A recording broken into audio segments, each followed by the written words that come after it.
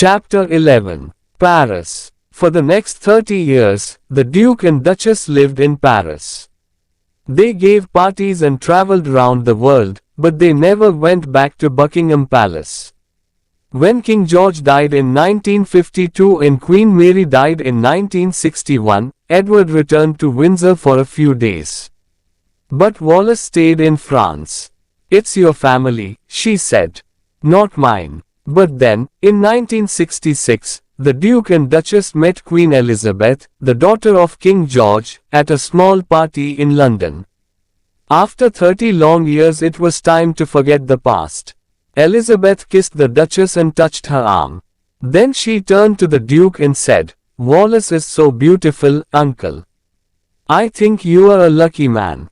"That day Elizabeth was very kind to us," Edward wrote later. "But why couldn't my mother or my brother say those words to me?" On BBC television in 1969, the Duke and Duchess spoke about their life together. "Do you are you?" someone asked them. "No, not really," the Duchess replied. "But there's one thing about my husband that I really don't like. He is always late. It doesn't matter if he's meeting a queen, a president, or a film star. He can never arrive on time. I don't know why. I have tried to change him, but it's just not possible." For the next 30 years the Duke and Duchess lived in Paris. The Duke smiled and touched her hand. "I know that I'm often late," he said. "But on our wedding day, I arrived at the church 20 minutes before you. I was early and you were late." "Yes, that's true," the Duchess said. And they both laughed. "You could see real love in their eyes," one newspaper wrote. They were on television, but they forgot about the cameras and the millions of people who were watching. They were just two people in love. You could see real love in their eyes. The Duchess was famous for her jewelry. "After my husband," she once said, "I love jewelry more than anything else in the world."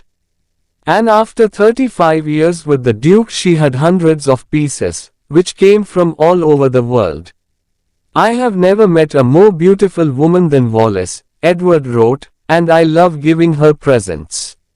She has given me so much happiness. I buy her jewels to say, thank you."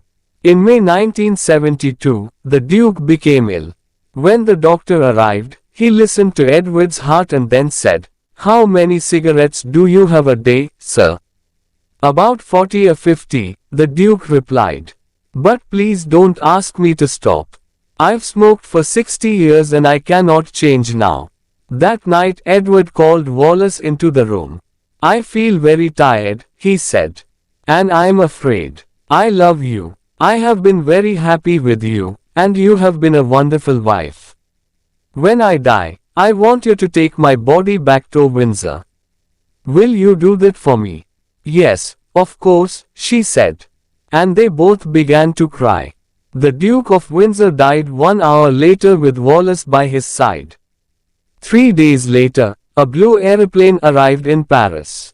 Wallis went back to England with the Duke's body and, for the first time in her life, she entered Buckingham Palace.